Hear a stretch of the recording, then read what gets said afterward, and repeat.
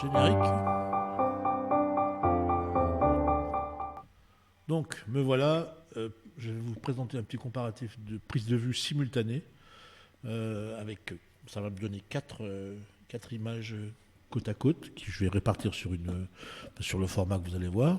Donc, il s'agit d'une capture d'une caméra 1K achetée sur un site que tout le monde connaît. C'est la caméra de 25 balles à peu près, de bonne qualité, mais bon, c'est 25 balles, une caméra 1K, webcam. La deuxième caméra est une caméra 2K, donc déjà HD, enfin Full HD, qui est de meilleure qualité, mais plus cher, je pense, 35, 37 euros, je ne me rappelle plus trop.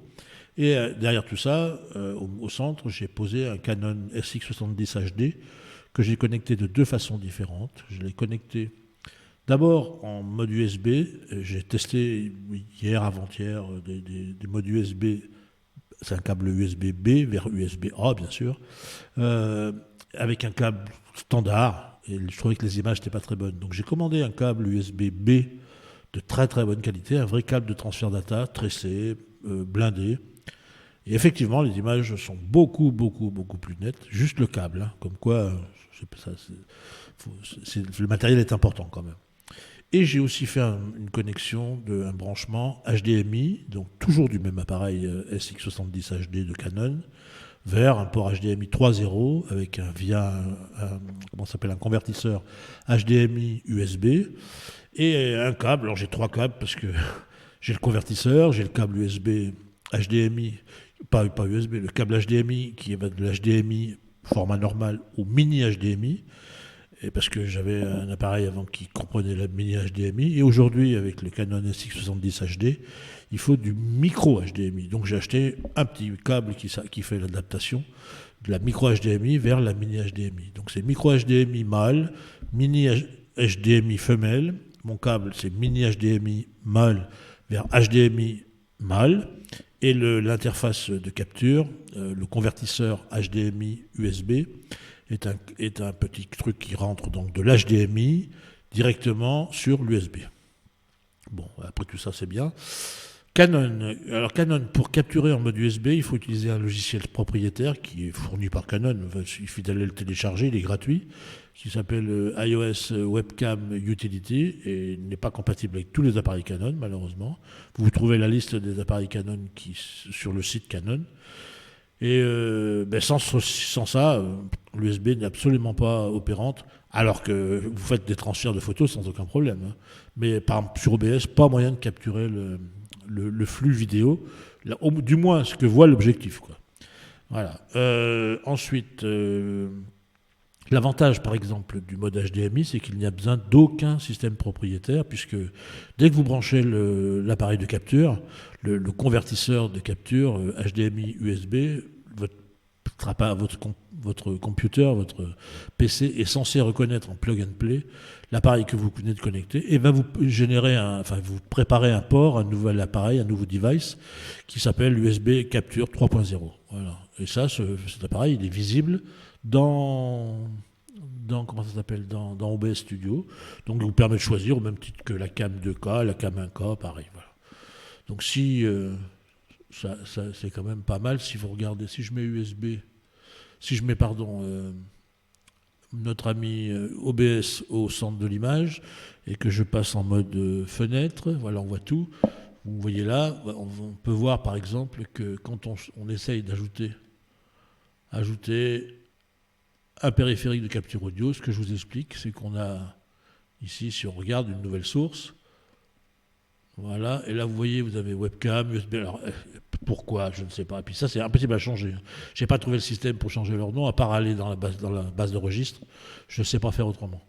Donc vous voyez le fameux EOS Webcam Utility, le fameux USB 3.0, alors c'est marrant parce que ça s'appelle USB 3.0 Capture, parce qu'effectivement ça rentre en USB, mais c'est pour de l'HDMI.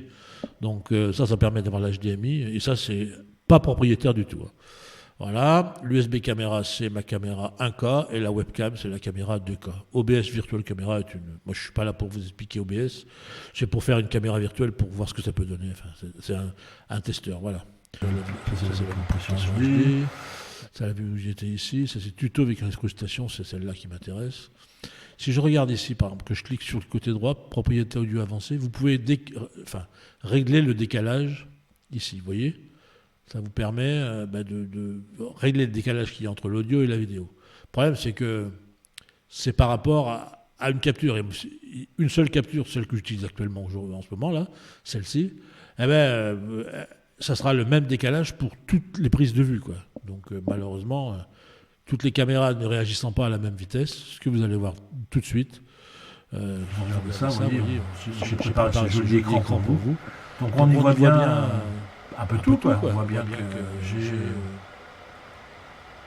la webcam de corps en haut, donc une webcam de droite, je mettrai une photo, webcam à corps, le Canon HD en HDMI et le Canon en USB. Alors, j'ai pas fait les bons réglages couleurs, mais je peux vous dire qu'en termes de vitesse, c'est l'HDMI qui va le plus vite, qui vous suit le plus vite. Vous voyez les autres, là, le retard qu'il y a. Vous voyez, ma main, on a l'impression qu'elle arrive après. Je fais des claques à tout le monde, c'est fou. Et si vous frappez, si vous commencez à jouer avec le décalage son, on en sort.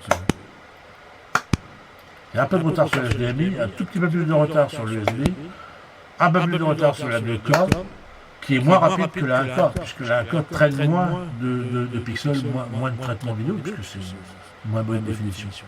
Voilà. Donc c'est comme ça. Si je regarde encore ma vue complète, on voit ici en plus que quand j'ai la caméra, je ne l'ai pas mise là-dessus. Dommage.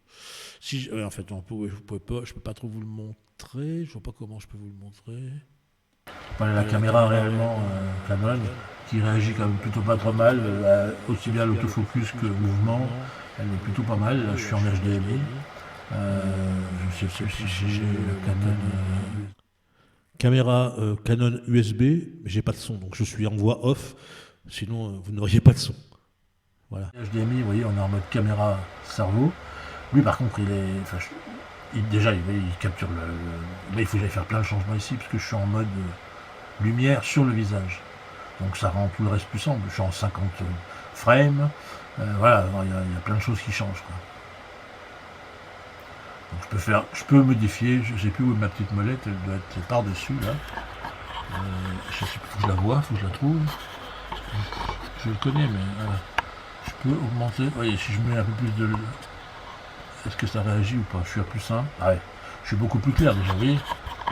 Juste en touchant l'exposition. En fait, je modifie l'exposition ici, là. Grâce à une molette. Ça, c'est bien commode sur cet appareil. Voilà. Donc, voilà, il faut que je vous regarde. Si je ne vous regarde pas, vous avez l'impression que je parle à mon écran, et c'est pas du tout le cas, je vous parle à vous. En tout cas, je voulais vous montrer tout ça, et je suis bien content que vous ayez pu comparer. Je reviens à mon image multi-cadre, multi-frame, qui me permet de comparer les qualités des images entre elles. Alors, attention, hein, mais je suis beaucoup plus clair maintenant là-haut, en HDMI, mais c'est pas pour autant que c'est mieux, pas mieux, j'en sais rien. Donc voilà, vous voyez tous les éclairages différents. C'est le même bonhomme pris à des angles. Il y a 10 cm entre chaque axe de prise de vue. Vous voyez, je ne peux pas les mettre au même point, sinon c'est pas possible. Voilà, vous avez en simultané. Je ne pourrais pas vous faire mieux. Je vous souhaite une belle journée et une bonne soirée. Générique de feu.